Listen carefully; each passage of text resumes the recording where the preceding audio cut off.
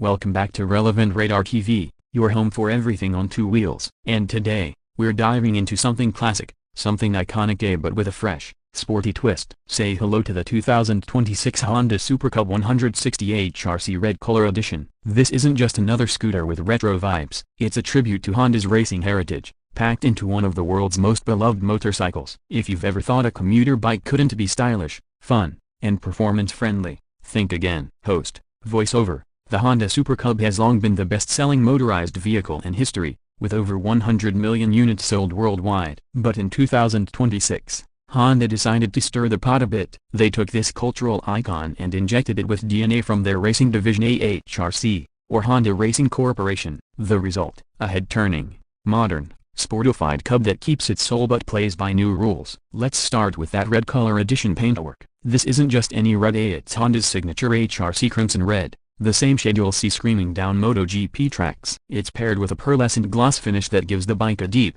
candy-like shine. Accents in matte black and carbon texture vinyl enhance the athletic aesthetic, while the retro-inspired round LED headlamp anchors it back in its roots. In terms of lighting, everything is full LED from the headlamp and tail lamp to the turn indicators. They're bright, energy-efficient, and look fantastic, especially at night. Honda's designers also streamlined the lens housing, integrating it more organically with the frame. It's subtle but enthusiasts will notice. Now let's talk about the heart of this machine, the engine. The 2026 Super Cub 160 sports a 156.9cc air-cooled, single-cylinder stock engine, upgraded from the previous 125cc model. This new power plant produces about 15 horsepower at 8,500 rpm and 14 Nm of torque at 6,000 rpm. It's mated to a 5-speed semi-automatic gearbox, so you still get to shift, but without a clutch lever. The gear transitions are smooth, with refined ratios that are optimized for both city cruising and occasional highway rides. Host, voiceover, and performance. It's peppy. The bump in displacement is immediately noticeable,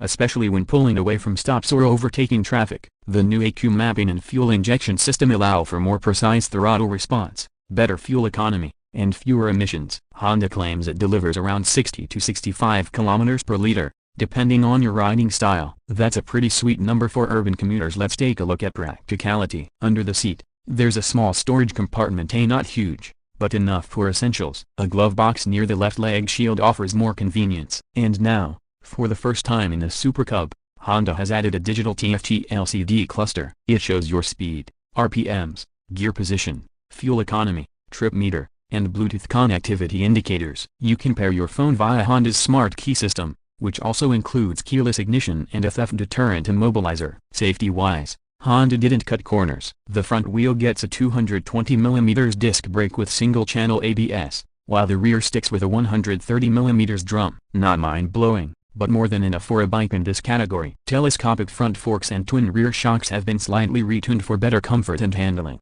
especially with the increase in top speed, which now sits comfortably around 110 km per hour. The 17-inch cast aluminum wheels have been redesigned to be lighter and stronger than before, paired with tubeless tires that offer better road grip, even in wet conditions. The overall curb weight, just about 110 kilograms. That makes it nimble in traffic, easy to park, and friendly for riders of all ages and skill levels. One of the most charming aspects of the Super Cub is its ergonomics. The seat height is just 780mm, accessible to most riders, and the redesigned saddle, now with a dual-density foam layer, is surprisingly comfortable for longer commutes. The upright seating position means zero stress on your wrists or lower back. So, what's different about the HRC Red Color Edition compared to the standard Super Cub 160? Aside from the signature racing livery and limited edition badge on the side panel, this variant comes with HRC branding on the digital dash/splash screen, upgraded switchgear with backlighting, and a slightly tuned exhaust note. Throatier, sportier,